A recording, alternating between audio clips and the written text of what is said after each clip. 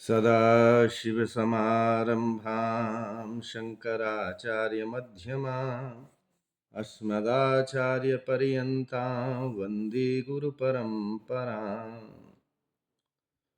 शारदा शारदां भोजवदनाबदनाम्बुजे सर्वदा सर्वदास्माकं सन्निधिं क्रियात्। नमः शंकर शारदाभ्यां श्री गुरुभ्यो नमः। आप सभी टांकरी प्रेमियों का स्वागत है।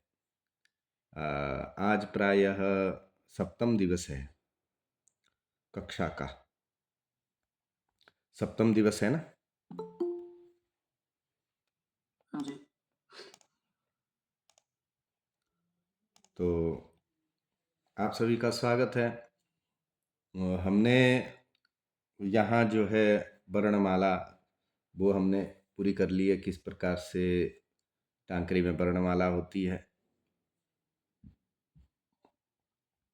उसके बाद हमने बराखड़ी भी देख ली कि बराखड़ी किस प्रकार से लिखी जाती है, मात्राओं का प्रयोग व्यंजनों में किस प्रकार से किया जाता है।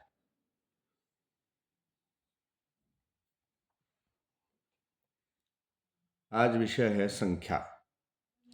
अन्य जब तक आते तब तक हम इसको प्रारंभ करते हैं। एक बार गत दिवस का कुछ जो है हम यहाँ देख लेते हैं।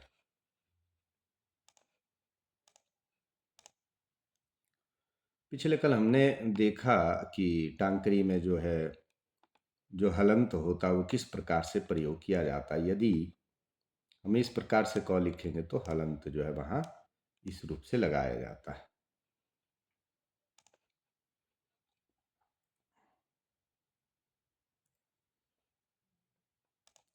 और ये सभी जितने भी हमारे व्यंजन हैं उन सब में इसका जो है प्रयोग किया जाएगा। ख लिखेंगे तो ख में भी इसका प्रयोग इसी रूप से होता है।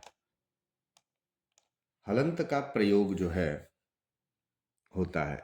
चर्चा का यही विषय है कि हलंत जो है सामान्य जो है शिलालेखा इत्यादियों में तो उपलब्ध नहीं हुआ है, कुछ पांडुलिपियों में भी उपलब्ध नहीं हुआ है, परंतु जो संस्कृत में पांडुलिपि प्राप्त हुई है उसमें हलंत का प्रयोग हुआ है, क्योंकि संस्कृत में ही उसमें श्लोकों को लिखा गया है, वहाँ इसी रूप में जो है हलंत का प्रयोग हुआ है।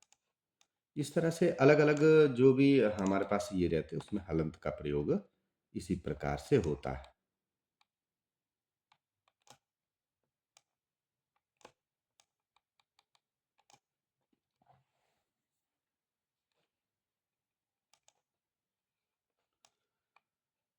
आ की मात्रा का प्रयोग भी हमने देखा कि आ की मात्रा का प्रयोग किस प्रकार से किया जाता है।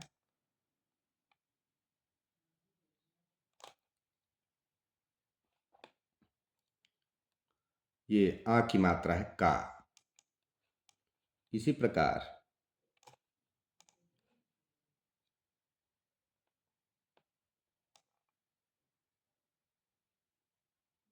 धा, इसमें आ की मात्रा को जब हम ले जाते तो इस प्रकार से ले जाते, जहां तो शिरोरेखा है वहां तो पूरे शिरोरेखा के ऊपर हम ऊपर ले जाके नीचे ले आते, जहां शिरोरेखा नहीं है वहां हम जो है हल्की सी शिरोरेखा वहां कल्पित करके आ की मात्रा का जो है निवेश वहां करते हैं। विन्यास करना जो है ताकि उसके लिए थोड़ा सा आधार वो अच्छे लगे, इसलिए जो है ये जैसे प है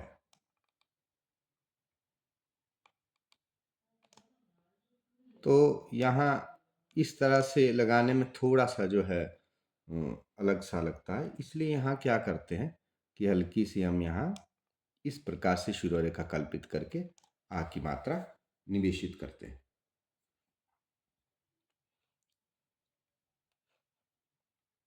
इतना ही।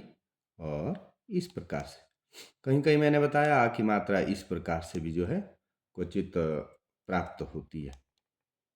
इस तरह से रेफ की तरह, जैसे देवनागरी में रेफ का विन्यास होता उसी रूप से।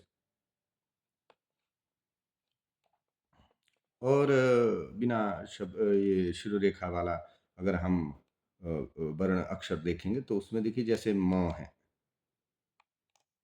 म में भी हम इसी प्रकार से हल्की से यहाँ ये एक करके इस प्रकार से प्रयोग करते तो ये माँ इस प्रकार से हो जाता है।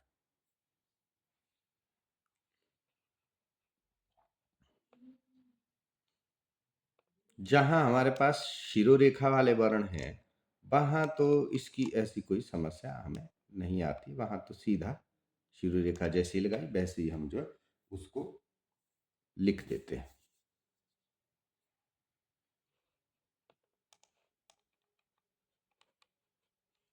उसके बाद आ के बाद छोटे ई की बड़े ई की मात्रा भी हमने पिछले कल देखी।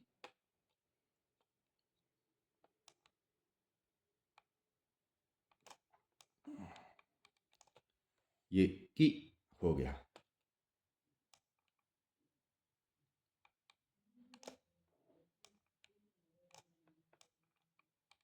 ये जो है खी इस प्रकार से इसका उच्चारण किया जाएगा।